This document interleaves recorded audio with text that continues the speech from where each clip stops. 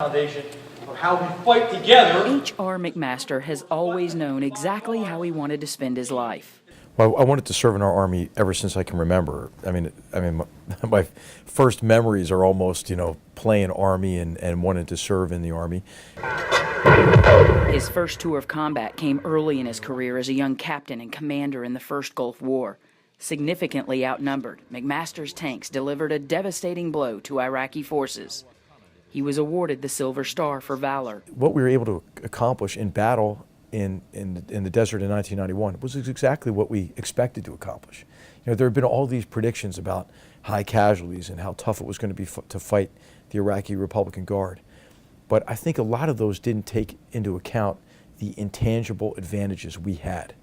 McMaster, the scholar, became a household name in 1997 after he penned Dereliction of Duty, a detailed accounting and scathing review of the Johnson administration and the decisions that led to the loss of more than 58,000 Americans in Vietnam. The reaction to the book was based in large measure on people beginning to get over the emotional experience of Vietnam and really wanting to understand more about how and why it became an American war, what went wrong there.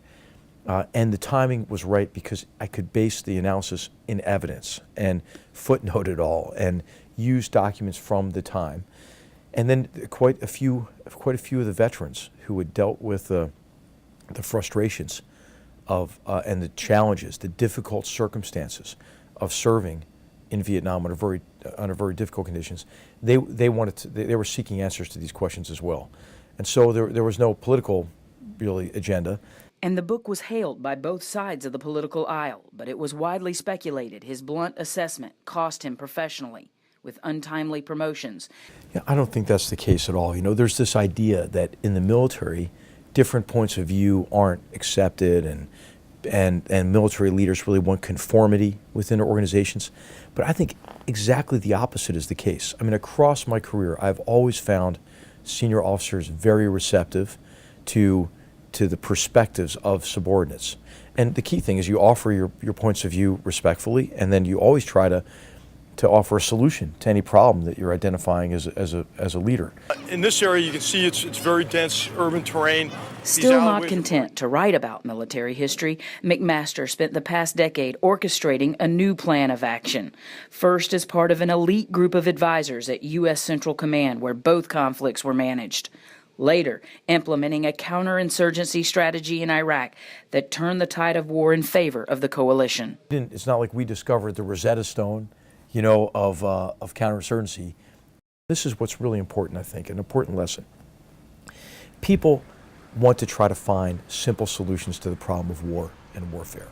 And typically, when that happens, they divorce war from its political dimension, its human dimension, the uncertainty of war, uncertainty that comes from this continuous interaction with the enemy or multiple enemies like we had in Iraq.